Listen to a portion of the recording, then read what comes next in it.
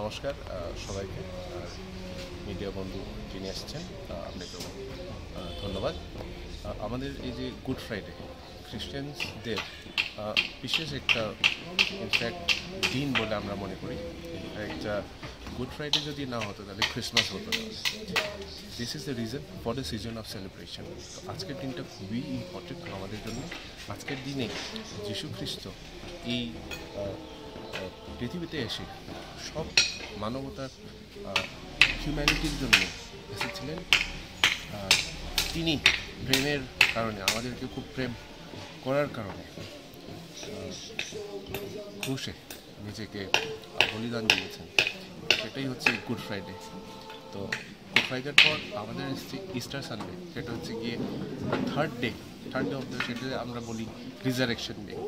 যার কারণে খ্রিস্টানদের জন্য Good Friday is a very important day where in every soul as a Christian we bow today, marking the great ever man that had been on this earth, great ever God that had been on this earth. সেটা হচ্ছে কি good Friday. আজকে বিশেষ প্রার্থনা সভা অনুষ্ঠান। হ্যাঁ,